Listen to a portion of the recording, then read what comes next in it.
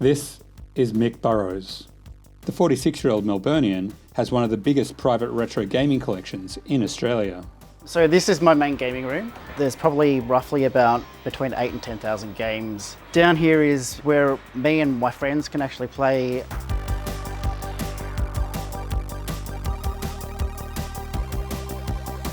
Mick has been collecting video games and consoles since he was a teenager in the 90s. I used to go to markets, you'd pick up a Game Boy console for like $5, $10.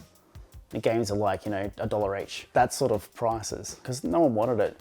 But now everybody's keeping their old stuff because eventually that goes up sometimes more than what the newer consoles that are coming out. Collectors and investors have made some retro games and consoles extremely valuable. So, how did we get here? And why are some people so passionate about hoarding this obsolete technology?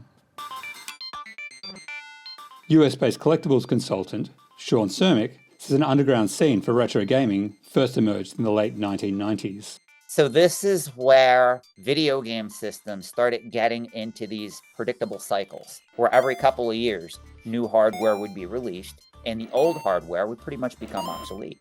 People got nostalgic and said, well, wait a minute, I still want to play these old games. Jason Ashman opened Icarus Tech Games in Melbourne's northern suburbs about 6 months ago. A lot of people come in just want to play the stuff they had as a kid with their kids, a lot of them. There are a few who are just like, I have 90% of this collection, I want to complete it, or I'm looking for a very specific thing. Independent shops like his, specialising in retro video gaming, have been popping up all over Australia. Even major retailers have taken notice, with EB Games this year getting into the second-hand retro market. So, how much are these old games worth? This is My Horse and Me 2, a game released in 2008. I have never played this before, and it's honestly much worse than I thought it would be.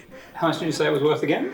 About $160 to $200, which makes me sad.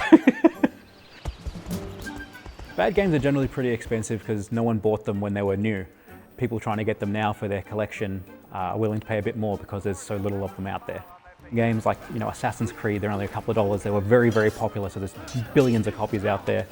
And other games go for over $1,000. We've had a game called Power Blade 2, which is a very, very good game for the NES, but because it came out very late in the life cycle, there were very few copies sold. At the extreme high end of the market, some games sell for much, much more. In 2019, a pristine copy of Super Mario Bros. Sold for $100,000 US. 2 years later, another copy sold for $2 million. These sky-high prices raised eyebrows, and in 2022, 2 companies involved in the vintage games trade were accused of market manipulation. Ultimately, the allegations did not stand up in court. And lo and behold, what happened after the COVID money dried up? What happened after everybody was able to go outside, the world didn't end? The price of a lot of this stuff came crashing down. So what motivates hardcore collectors to hunt down these rare titles? Sam Crowther, from a town in regional Victoria, has a copy of every Nintendo Entertainment System and Game Boy game released for the Australian market. It was really kind of the thrill of the chase of finding different variations and going about and cataloguing each of those variations. Going to a garage sale, or if I'm going out somewhere got adrenaline kind of pumping, if I see something that I'm like, holy crap, I've got to go buy that thing, the excitement and the endorphin rush is a very real response.